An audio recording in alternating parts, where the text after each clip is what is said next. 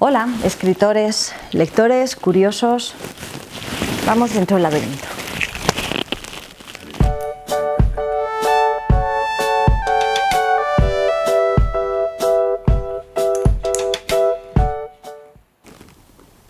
Es un tópico ya el que para escribir hay que leer y hay que haber leído mucho.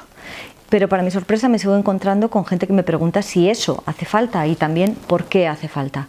Bueno, independientemente de qué hayáis estudiado, si habéis estudiado algo relacionado con la literatura, humanidades, filología, periodismo, independientemente de que hayáis formado parte de cursos, de talleres o de cualquier otro sistema de educación no reglado para escribir, hay algo en la lectura que es insustituible y que además se ha venido haciendo así siempre.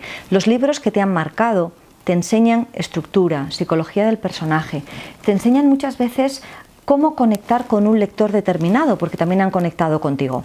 Es decir, no estamos hablando únicamente aquí de vocabulario o de gramática, no estamos hablando únicamente de aspectos formales, estamos hablando de entender una dimensión mucho más global de qué significa la literatura, de qué significa escribir y de la relación entre quien inventa una historia y telepáticamente tiene que convertirla a través de un papel o a través de una pantalla en algo que conozca, que conmueva y que entienda al lector.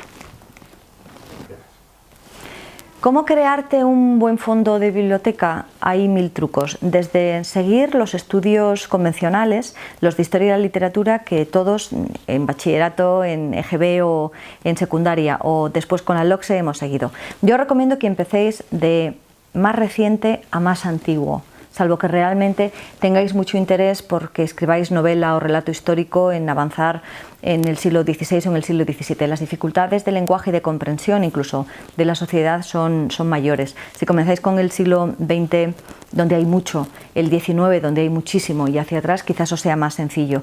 Yo recuerdo, si te hago caso, yo recuerdo que hace muchos años en el XL semanal Arturo Pérez Reverte publicó dos artículos, dos de sus patente de corso, dedicados únicamente a qué tenía en su biblioteca.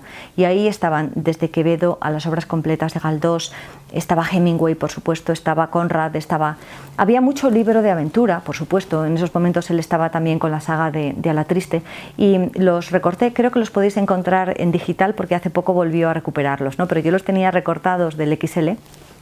Y para mí fueron una referencia durante mucho tiempo, porque era un autor que escogía un canon de lectura totalmente distinto al mío. También tenéis los cánones habituales, por ejemplo el de Bloom, el de Harold Bloom, que habla de cuáles son los que a su juicio son los autores imperdibles. Tened en cuenta que si os gusta, por ejemplo, la novela, vuestro registro de lectura va a ser muy distinto a si os gusta el relato. Fiaros del librero. Casi todo el mundo puede encontrar un librero de confianza si no lo tiene ya. Fiaros del bibliotecario, fiaros de las recomendaciones no tanto que hacen vuestros amigos, sino a veces personas que hayan tenido un recorrido más largo. Y no estoy hablando del libro favorito, que a veces se dice por puro postureo, se dice porque no vais a decir que vuestro libro preferido fue una novelucha barata, que casi todos los autores hablan de grandes referentes. Tened en cuenta aquellos listados de autores que se mandan en los sistemas de estudios, por ejemplo, ¿no? En una filología o en algo parecido. Y en caso de duda, los clásicos, en nuestro idioma.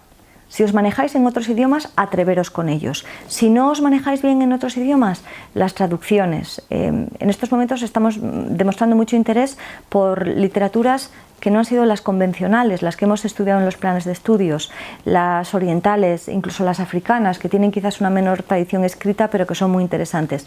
Por supuesto, la americana. No permitáis que alguien os pueda sacar los colores porque no hayáis leído.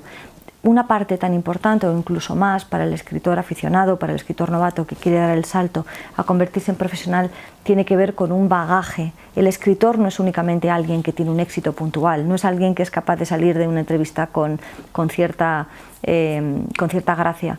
El escritor tiene que haber acumulado un mundo propio y ese mundo propio se va formando con los fragmentos, las piezas y los encajes de los otros, de los libros, de los autores, de la filosofía, de la historia y del mundo propio.